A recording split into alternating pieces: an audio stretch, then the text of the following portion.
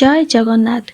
जगतर नाथ श्री जगन्नाथ श्रीमंदिर लीला सबुबले रहस्यमय। साधारणतः कौन स्थान में पवन दिगरे पताका उड़े, किंतु श्रीमंदिर पताका पवन विपरीत दिगरे उड़े। वैज्ञानिक दृष्टिकोण को बाद देले पौराणिक मान्यता अनुसार थरे महाप्रभु श्री जगन्नाथ को समुद्रर घोर गर्जन पर निद्रार व्याघात होता है।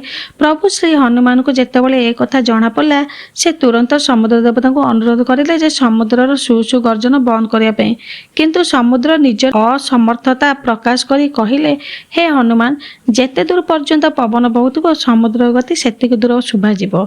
एक कथा शुणी प्रभु हनुमान पवन देवता को अनुरोध करी कहिले जे आपण श्रीमंदिर दिग को गति करंतु नहीं, किंतु पवन देवता कहिले, पुत्र, यह संभव नुहे, किंतु तुम्हें जदि श्रीमंदिर चतुर्पार्श्वे एते जोरे परिक्रमा करिवो जेमिति वायुर तीव्र चक्र बनिजिवो, जहाँ सामान्य पवन को श्रीमंदिर भीतर को प्रवेश करने को देव नहीं, ताहले सबकिछि ठीक हो। सेथिपई कुहाଯାଏ कोटि कोटि भक्तंकर विश्वास जे श्रीमंदिर ध्वजा पवन विपरीत दिगरे उड़े एवं श्रीमंदिर मुख्य द्वार बा सिंह द्वार प्रवेश पथ जाए समुद्र सुसु गर्जन शुणा जाए, किंतु सिंह द्वार भितर प्रवेश करिया मात्रे समुद्र गर्जन हठात शुणा बंद हो जाए।